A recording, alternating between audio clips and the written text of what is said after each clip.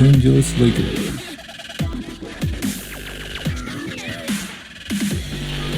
You're listening to Purple and Gold Stream, your home of Los Angeles Lakers. Laker fans, welcome back to post-game recap. Courtesy of Purple and Gold Stream, your home of Los Angeles Lakers. What a game. What a game, Laker fans. This is the game that we expected Lakers will lose. The one of the game the Lakers will lose in this 7-game road trip. But we were wrong. I was wrong. I predicted the Lakers will lose tonight. The way they played against the Golden State, I didn't think that they would come back strong.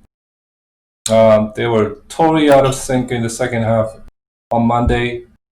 I didn't think they could recover this quick, but they played whole different team basketball tonight.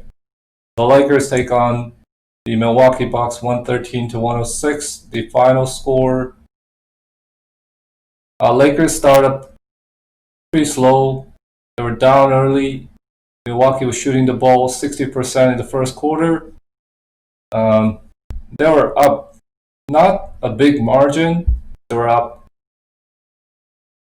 5 or close to 10 points. The Lakers caught up in the third quarter. Then the rest is history. They played excellent basketball in the fourth quarter. They took lead as much as 12. And they chipped away with the win. They stayed perfect on the road, 8-0. And they continue to showing that excellent basketball away from home. When they're playing home, they look like they're playing mediocre basketball. They're playing away, they look like they're playing championship basketball. What's going on? They need to be more consistent. Like playing home, playing away, they need to have the same intensity level. They need to play with more poise. Everyone needs to be ready for every game, no matter where you are. Player of the game goes out to LeBron James and in Kentavious Caldwell-Pope. LeBron registered with 34 points, 6 rebounds, 8 assists, 13 for 12 from the field, plus 15 on margin. KCP, we call it KC3. He was hot in the third quarter, scored like 12 straight Laker point, and he couldn't be stopped tonight. 7 threes is season high for him. And pretty much, I think I would have picked KCP just for the reason that LeBron always gets that credit as a player of the game. But if I had to pick two guys, then I would pick LeBron and KCP. Anthony Davis was not effective. He scored 18 points. Did not get he struggled from field, 8 for 18. And especially on the free throw line, he was 2 for 5. You need to hit that free throw. Like AD looked a little passive right now. Doesn't look like the guy that we know capable of scoring 30 points every night. He's not been averaging higher than last season's points. He need to pick up his where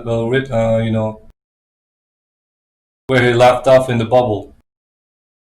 We need him to be that guy that dominate in the paint, dominate from everywhere on the floor, and doing on the both ends, and do it consistently.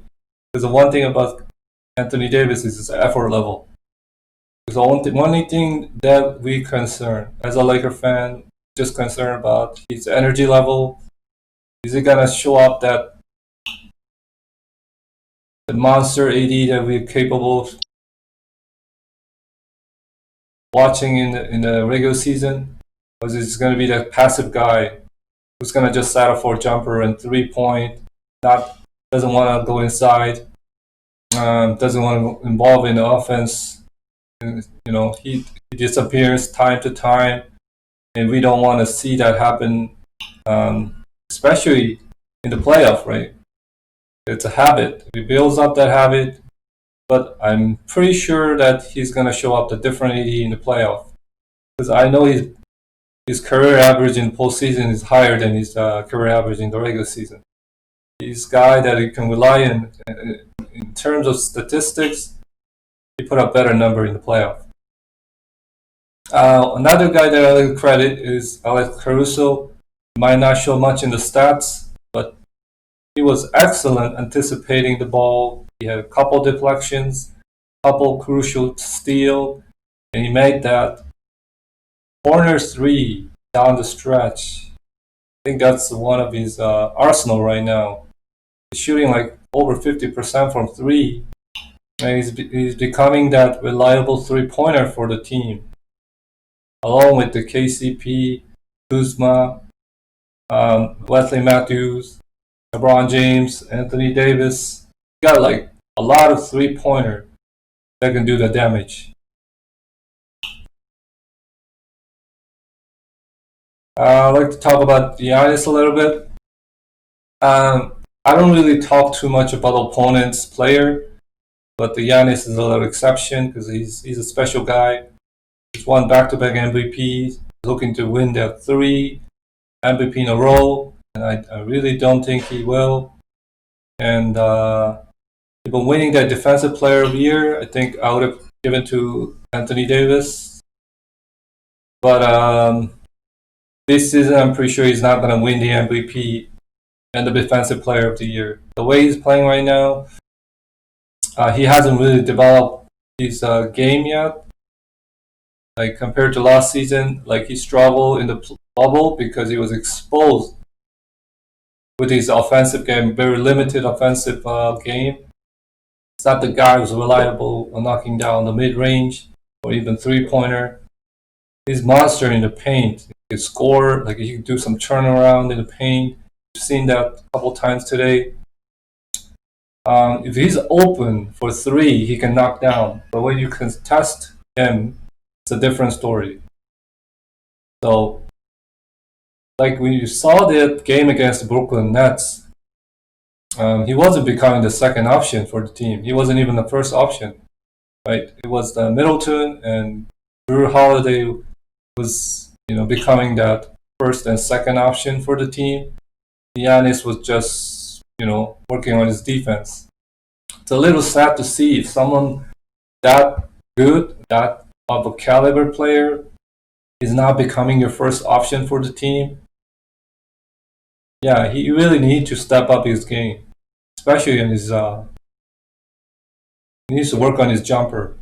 He needs to maybe practice 1,000 every day during the off season. Try to master that.